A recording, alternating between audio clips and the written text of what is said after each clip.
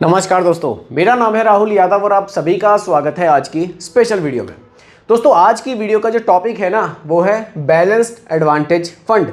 देखिए ये जो सीरीज़ आप देख रहे हैं ये मैंने जो लोग नए म्यूचुअल फंड में इन्वेस्टमेंट स्टार्ट कर रहे हैं उन लोगों के लिए स्पेशल स्टार्ट की है, क्योंकि कुछ लोगों के कमेंट आते थे कि सर आप तो बहुत एडवांस सिखा रहे हो, हम लोगों को तो कुछ समझ ही नहीं आ रहा है। तो ये मैंने बिगिनर्स के लिए ही स्पेशली सीरीज़ यहाँ पर शुरू की है और आज की वीडियो में हम लोग बैलेंस्ड एडवांटेज फंड क्या होता है, कैसे काम करता है, इसके फ़ायदे नुकसान क्या है, हमें निवेश करना चाहिए या फिर नहीं करना चाहिए, सब कुछ डिटेल में समझाऊंगा।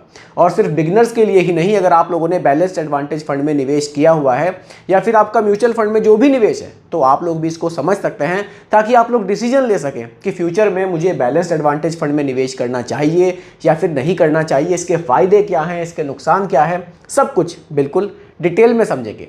और लोगों के कमेंट्स भी थे कि सर आप दोबारा से बोर्ड पर पढ़ाना शुरू कीजिए, हमें तो बिल्कुल वीडियो देखने में मज़ा ही नहीं आता, क्योंकि पहले देखिए जो लोग नए जुड़े उनको शायद पता नहीं है, मैं बोर्ड पर ही पढ़ाता था, लेकिन कुछ टाइम पहले एक्सीडेंट होने की वजह से आंख में थोड़ी चोट आ गई थी, तो मैं बैठकर ऐसी वर्बली समझा रहा था। लेकिन अब फिर से मैंने स्टार्ट कर दिया है, तो जो भी टॉपिक होगा प्रॉपर तरीके से आपको मैं यहाँ पर बोर्ड पर ही पेन के माध्यम से समझाऊँगा।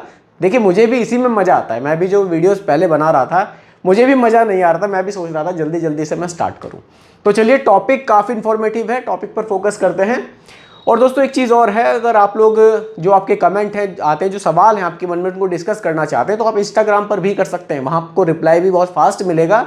तो इंस्टाग्राम का लिंक आपको मिल जाएगा, चैनल आपके सामने है, इसको पेज को आप फॉलो कर लीजिए और वहाँ भी आप चाहें तो जो भी डाउट है उसको मेरे साथ डिस्कस कर सकते हैं, कोई दिक्कत नहीं है। ठीक है, फिलहाल बात करते हैं बैलेंस्ड एडवांटेज फंड की। चलिए कुछ पॉइंट्स हैं 4-5, इन्हीं से ये पूरा टॉपिक क्लियर हो जाएगा। बैलेंस्ड एडवांटेज फंड क्या है इसको समझते हैं। देखिए दोस्तों, जब हम लोग म्यूचुअल फंड में निवेश करते हैं तो नॉर्मली आपने देखा होगा, कुछ अगर आप किसी एजेंट के थ्रू निवेश कर रहे हैं या फिर डायरेक्टली भी कर रहे हैं, आपको दो ऑप्शन मिलेंगे। आपको इक्विटी म्यूचुअल फंड का ऑप्शन मिलेगा, इक्विटी म्यूचुअल फंड में निवेश कर लीजिए, या फिर आपको डेट म्यूचुअल फंड का भी ऑप्शन मिलेगा। ठीक है, कि डेट म्यूचुअल फंड में निवेश कर लीजिए। डिफरेंस क्या है, इक्विटी में निवेश कर रहे हैं तो पैसा स्टॉक मार्केट में जा रहा है, डेट में निवेश कर रहे हैं तो पैसा गवर्नमेंट सिक्योरिटीज में जा रहा है। ठीक है, देखिए यहाँ फर्क क्या आता है, अगर आप पैसे को इक्विटी में निवेश करते हैं यानी कि स्टॉक मार्केट में निवेश करते हैं, रिटर्न्स तो अच्छे बनते हैं लेकिन रिस्क बहुत ज़्यादा बढ़ जाता है। अगर आप पैसे को डेट में निवेश कर रहे हैं तो यहाँ पर क्या होगा, रिस्क तो घट जाएगा लेकिन रिटर्न्स भी बहुत कम हो जाएंगे। अब ये जो बैलेंस्ड एडवांटेज फंड है ना, ये एक हाइब्रिड म्यूचुअल फंड है। हाइब्रिड का मतलब है इक्विटी में भी निवेश करेगा और डेट में भी निवेश करेगा। ठीक है, सबसे अच्छी बात क्या है यहाँ पर, ये मार्केट कंडीशन के अकॉर्डिंग निवेश करेगा। यानी कि आपको अगर लग रहा, मतलब जो फंड मैनेजर है उनको अगर लग रहा है कि इस समय इक्विटी में निवेश बढ़ा देना चाहिए तो उनके पास ऑप्शन है, वो बढ़ा सकते हैं। अगर उनको लग रहा है कि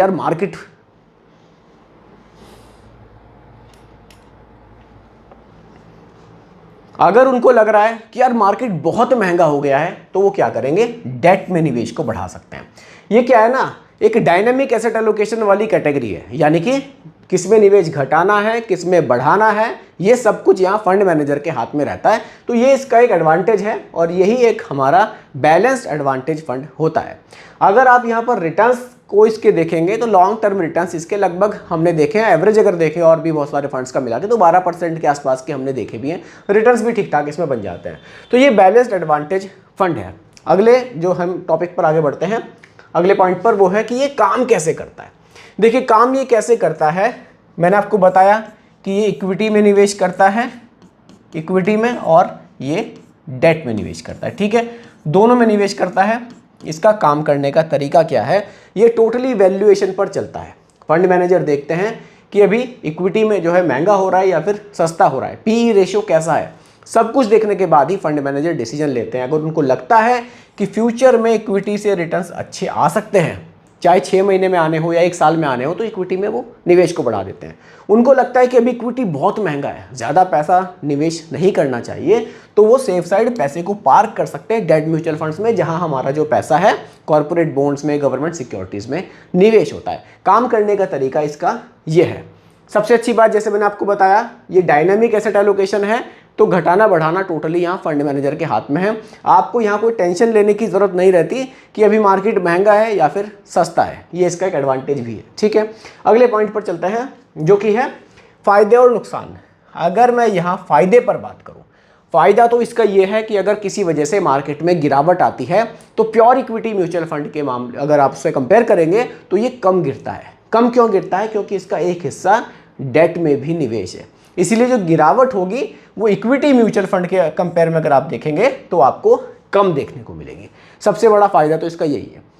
दूसरे फायदे पर अगर मैं बात करूं वो है रिटर्न्स की। देखिए, डेट फंड्स के मुकाबले जो रिटर्न्स हैं आपको यहाँ पर थोड़े से बेटर देखने को मिलते हैं, थोड़े क्या काफ़ी डिफरेंस आपको देखने को मिलता है। अगर मैं तीसरे फायदे पर यहाँ बात करूँ, जो लोग म्यूचुअल फंड में निवेश करने से घबराते हैं कि अगर मार्केट गिर गई तो क्या होगा, उन लोगों के लिए ये एक बढ़िया ऑप्शन है, वो इसमें निवेश स्टार्ट कर सकते हैं। यानी कि बिगिनर्स के लिए तो एकदम परफेक्ट चॉइस आप इसको कह सकते हैं। अगर मैं यहाँ नुकसान पर बात करूँ, नुकसान में क्या है, प्योर इक्विटी म्यूचुअल फंड के से अगर आप इसको कंपेयर करेंगे, मार्केट में मान लीजिए तेजी है, अभी क्या हुआ, मान लीजिए हमने देखा कि 6 महीनों में बढ़िया मार्केट ने रिटर्न बनाए, अगर आप इसको कंपेयर करेंगे प्योर इक्विटी म्यूचुअल फंड से तो इसके रिटर्न्स आपको कम दिखाई देंगे, उतने ज़्यादा रिटर्न्स ये नहीं बना पाएगा। और अगर मैं दूसरे नुकसान पर बात करूं तो दूसरा नुकसान मुझे सिर्फ 2 ही दिखाई देते हैं। बाकी देखिए सबके अपने अपना नज़रिया है देखने का कि क्या फ़ायदे और नुकसान है। मेरे हिसाब से एक नुकसान तो यही है कि मार्केट में तेज़ी है तो returns pure equity mutual fund से कम मिलेंगे। और अगर दूसरे नुकसान पर मैं बात करूं तो वो ये है कि अगर आप इस कम समय के लिए इसमें निवेश कर रहे हैं तो ये थोड़ा सा इक्विटी म्यूचुअल फंड की तरह आपके लिए रिस्की हो जाएगा। कम से कम 5 साल का टारगेट ज़रूर रखिएगा अगर आप इसमें निवेश कर रहे हैं। तो ये इसके फ़ायदे और नुकसान पर हमने बात करी। अब अगले पॉइंट पर चलते हैं जो कि हमारा लास्ट पॉइंट है, वो है कि किसको इस पर इन्वेस्ट करना चाहिए। वैसे तो यहाँ तक आपको पूरी तरह से ये क्लियर हो भी गया होगा किसको इन्वेस्ट करना चाहिए। जो प्योर इक्विटी म्यूचुअल फंड में निवेश करने से घबराते हैं, मार्केट का जोखिम नहीं लेना चाहते, उनके लिए बढ़िया है।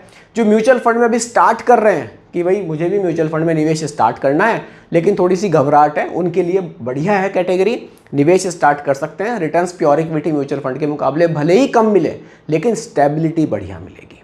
उस वजह से क्या होगा ना, आपका थोड़ा सा ट्रस्ट यहाँ डेवलप होगा म्यूचुअल फंड के लिए और आप आगे भी फिर निवेश को बढ़ाएंगे। स्टार्टिंग करी मान लीजिए आपने और सीधा मान लीजिए स्मॉल कैप से आपने स्टार्टिंग कर दी, अब क्या हुआ, मार्केट में गिरावट आ गई, स्मॉल कैप तो सीधा ही 20-30% तक भी गिर जाता है। आपको लगेगा यार म्यूचुअल फंड ना बढ़िया चीज़ नहीं है, मेरा तो पैसा ही गिर गया, बहुत नुकसान हो गया मुझे, तो रिस्की हो जाएगा। लेकिन अगर आप एक इस तरह के म्यूचुअल फंड से स्टार्ट करते हैं, बैलेंस्ड एडवांटेज फंड से, तो यहाँ क्या होगा, मार्केट अगर गिरेगी भी तो आपका जो फंड है वो थोड़ा सा स्टेबल रहेगा। कारण है कि आपका पूरा पैसा इक्विटी में नहीं है, डेट में भी आपका पैसा है। तो ये भी आपको एक मतलब अगर आप निवेश स्टार्ट करना चाहते हैं तो बढ़िया है। एक और बात है, जो लोग टैक्स के बारे में बहुत ज़्यादा सोचते हैं, यहाँ पर जो टैक्सेशन है वो भी म्यूचुअल फंड की, इक्विटी म्यूचुअल फंड की तरह है, LTCG STCG यहाँ पर एप्लीकेबल होता है, तो एक ये बेनिफिट भी है। तो जो लोग ऐसा सोचते हैं तो उनके लिए भी बढ़िया ऑप्शन है, वो भी निवेश स्टार्ट कर सकते हैं। जो लोग FD में पैसा फिक्स करने का प्लान कर रहे हैं उनके लिए भी बढ़िया ऑप्शन है, अगर वो थोड़ा सा और रिस्क ले लें मार्केट का तो उनके लिए भी बढ़िया है, वो भी इसमें निवेश स्टार्ट कर सकते हैं। तो दोस्तों ये था आज की वीडियो के लिए एक बैलेंस्ड एडवांटेज फंड। यहाँ तक मैंने कोशिश करी है वीडियो में आपको ये टॉपिक क्लियर करने की। अगर आपके मन में अभी भी कोई कंफ्यूजन रह गया हो इस टॉपिक के रिगार्डिंग, कोई सवाल हो, आप डायरेक्टली जवाब उसका मुझसे चाहते हो तो इंस्टाग्राम पर मुझे फॉलो कर लीजिए, वहाँ हम लोग चैट में इसमें जो भी डिस्कशन है वो कर सकते हैं। बाकी दोस्तों रिकमेंडेशन नहीं है, सिर्फ एजुकेशनल पर्पस वीडियो मैंने आप लोगों के लिए बनाई थी। पसंद आई हो लाइक शेयर ज़रूर कीजिएगा, चैनल पर नए हैं सब्सक्राइब कीजिएगा। मिलते हैं जल्दी एक और नई वीडियो के साथ। धन्यवाद।